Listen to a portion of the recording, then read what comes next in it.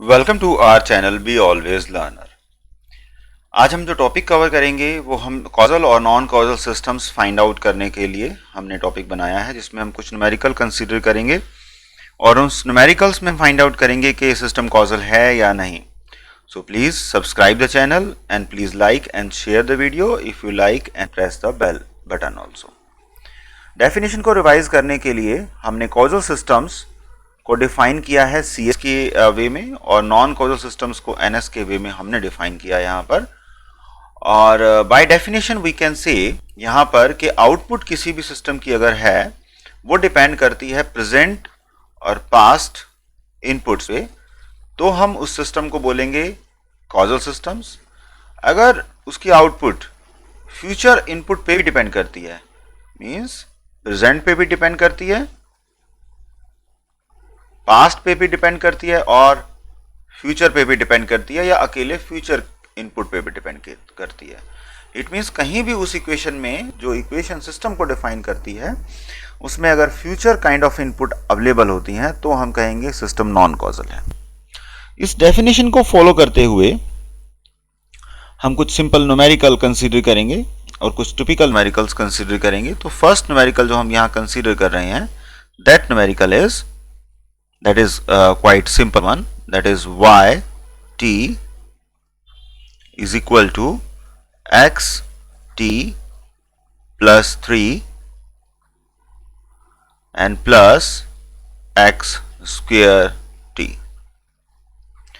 so अगर इस तरह का कोई न्यूमेरिकल हमारे पास अवेलेबल है तो हम ये देखेंगे कि यहाँ पर जो हमारे पास टाइम इंडेक्सिंग अवेलेबल है जिसको हम t से रिप्रेजेंट कर रहे हैं तो वो प्रेजेंट वो डिपेंड कर रहा है। यहाँ पर जो हम +3 रिप्रेजेंट कर रहे हैं फ्यूचर को रिप्रेजेंट कर रहा है। It means that system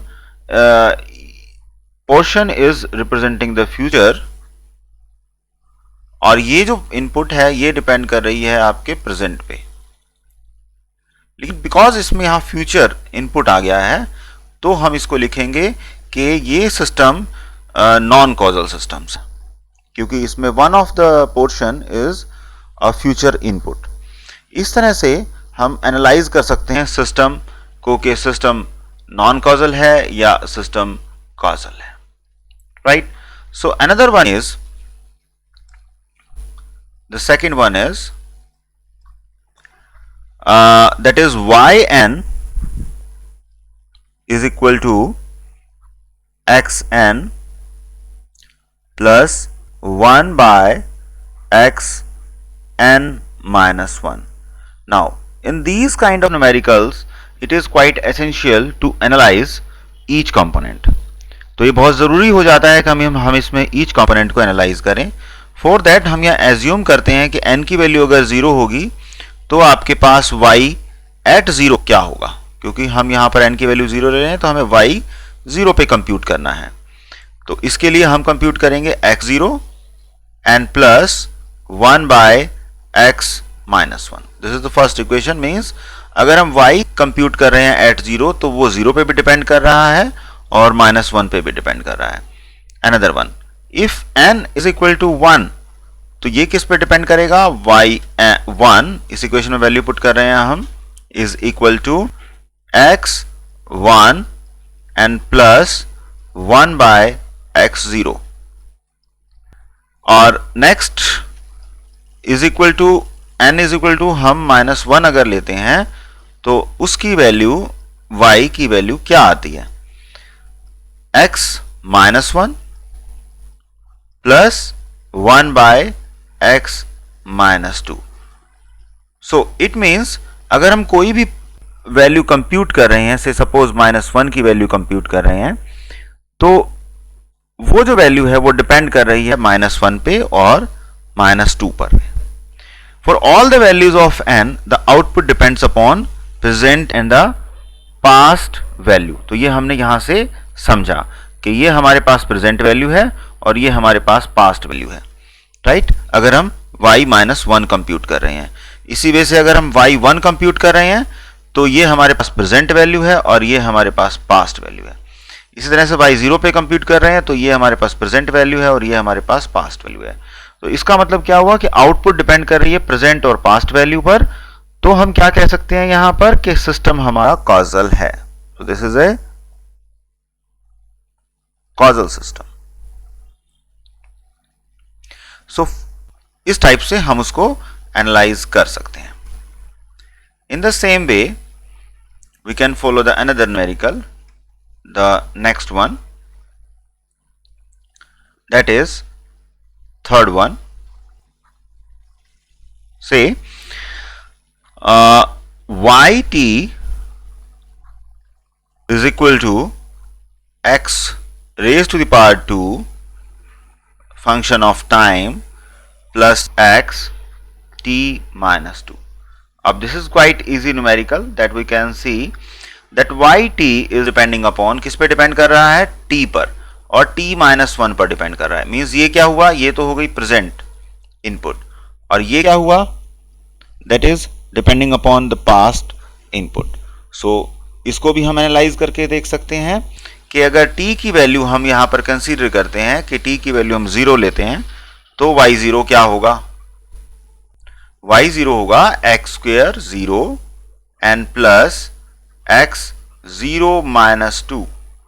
so फिर हम t इज इक्वल टू 1 पे कंप्यूट करें तो y1 क्या होगा, that is x0 1 plus you can put the value here, that is x1 minus 2, that is minus 1. Another t is equal to 2 y minus 1, sorry, minus 1. So minus 1 पे value compute कर रहे हैं, so this will be x square minus 1 and plus x minus 3. So it means we can see, यहां से हम देख सकते हैं कि अगर हम 0 पे वैल्यू कंप्यूट कर रहे हैं तो वो प्रेजेंट वैल्यू पे डिपेंड कर रहा है और पास्ट वैल्यू पे डिपेंड कर रहा है. यहां पर भी देखें, अगर 1 पे कंप्यूट कर रहे हैं तो ये भी 1 पे, it means this is present value, this is past value, this is present value in this case, और ये यहां पर प्रेजेंट वैल्यू है और ये यहां पर पास्ट वैल्यू है.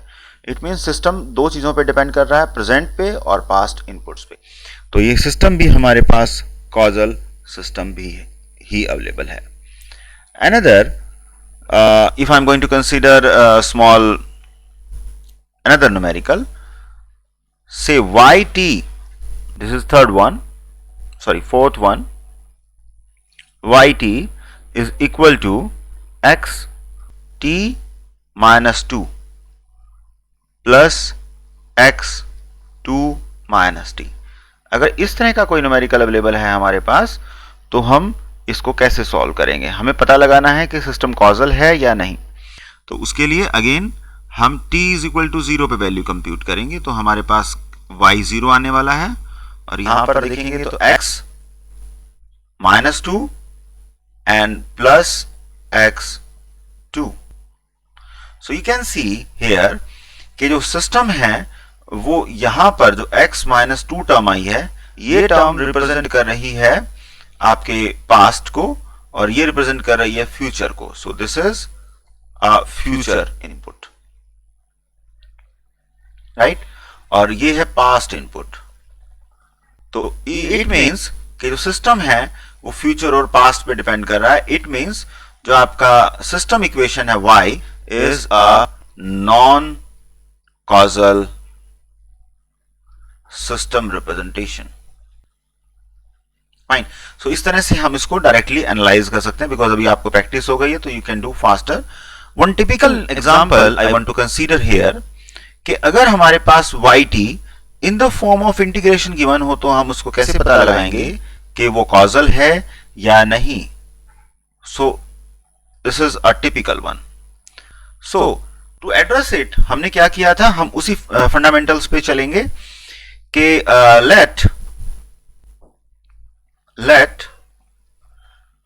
the integration of x tau d tau is equal to zt, just to simplify it, right? तो हम इसको लिख सकते हैं t is equal to 0 पे इक्वेशन को हम लिखेंगे that y0 is equal to integration, अब t is equal to 0 पे कंप्यूट करेंगे तो we have to change the limit, so that is from minus infinity to 0 because t is 0. So x tau and D tau, right. So यहां पर हम लेंगे, हमने यहां एज्यूम किया हुआ integration of x with respect to D tau is equal to zt। So for that हम यहां लिख सकते हैं, लिमिट पुट करेंगे हम directly, z0 minus z infinity, means y की जो y at 0 is depending upon z0 and z minus infinity.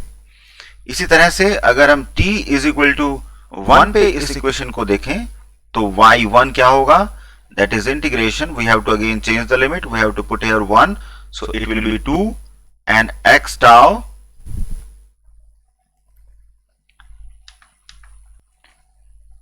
tau and d tau. So this is the kind of equation. So हम दोबारा से limit put करेंगे, that is z2 minus z minus infinity. So that is the equation we are having. The output yn here, y1 की अगर हम बात करें, y1 is depending upon z0. So z2. So z2 is a future input, right?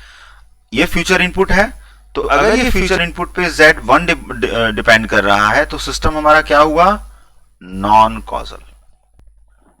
सो ये जो test है, this test is quite efficient, कि हम किसी भी तरह का हमारे पास सिस्टम अवेलेबल हो तो उसका हम फाइंड आउट कर सकते हैं कि वो जो सिस्टम है वो सिस्टम कॉजल है या नॉन कॉजल है। एक सिंपल सा एग्जांपल और कंसीडर करते हैं हम यहां पर, so that you can understand better that y n is equal to x of minus n। ये नॉर्मली एग्जाम्स में आता है। सो अगर हम इसको कंसीडर करते हैं तो हमारे पास क्या होगा यहां पर कि ये फोल्डिंग है, this is the folding sequence. So we can directly say कि अगर कोई सिस्टम फोल्डिंग कर रहा है तो वो सिस्टम कॉजल है या नॉन कॉजल है, तो ये हमें पता लगाना है। Same we are going to do the same test. n is equal to 0 पे वैल्यू कंप्यूट करेंगे y की, so this will be is equal to x0। फिर हम वैल्यू कंप्यूट करेंगे n इज इक्वल टू 1 पर, ये वैल्यू कंप्यूट करेंगे y1 is equal to x of minus 1। फिर हम वैल्यू कंप्यूट करेंगे n is equal to minus 1 पर, ये वैल्यू हमारे पास आएगी minus 1 is equal to x of 1। So इस तरह से हम वैल्यू कंप्यूट करेंगे। और इसी वजह से अगर हम और वैल्यूज कंप्यूट करें यहां पर n is equal to minus 2 पर वैल्यू कंप्यूट करें तो y माइनस 2, तो ये डिपेंड करेगा आपके x2 पर। फाइन। सो हम यहां पर ये पता लगा रहे हैं, ये हमने एग्जांपल लिया कि यहां पर ये दोनों वैल्यूज जो हैं ये फ्यूचर इनपुट पे डिपेंड कर रही हैं, दैट इज फ्यूचर इनपुट। ठीक है, अगर ये फ्यूचर इनपुट पे डिपेंड कर रही हैं तो हम इस टाइप के सिस्टम को, जो कि सिस्टम फोल्डिंग करता होगा, उस सिस्टम को बोलेंगे कि ये सिस्टम जो है ये सिस्टम नॉन कॉजल सिस्टम है, नॉन कॉजल सिस्टम है। क्लियर? सो इस तरह से हम पता लगा सकते हैं। This test is quite efficient that we can determine. So this is the question number 6th. Now we can go question number 7th, which is again important one, that yn is equal to x n square। अगर ये कोई term हमारे पास available है, इसको हम test करें, so it is quite interesting कि n is equal to 0 पे अगर हम वैल्यू कंप्यूट करते हैं तो y0 is equal to x0, और अगर हम n is equal to 1 पे कंप्यूट कर रहे हैं तो ये आएगा हमारे पास x1, राइट। और अगर हम कंप्यूट कर रहे हैं n is equal to minus 2 पे, sorry not minus 2, this now this is minus 1, so it is minus 1। So ये वैल्यूज हम कंप्यूट करेंगे, this will be x1। Clear? So it means हम कोई भी वैल्यू लेते हैं, से सपोज हम एक वैल्यू और आर्बिट्रेरी लेते हैं minus 2, so this will B minus 2, और इफ इट इज माइनस 2 तो यहां पर वैल्यू कंप्यूट होने वाला है 4। ठीक है, सो इट मीन्स कोई भी हम वैल्यू ले रहे हैं, output depends upon the future, because these two output is depending upon the future input. So इस तरह के सिस्टम्स को हम क्या कहेंगे, as you know, non causal systems. So hope you like this concept. You have to test it. Every system जो भी आपको given होता है वो आपको टेस्ट करना है, और टेस्ट करने के बाद आप पता लगा सकते हैं कि सिस्टम causal है या नॉन causal है. So hope you like the concept. Please share the video and like the video and press the bell icon.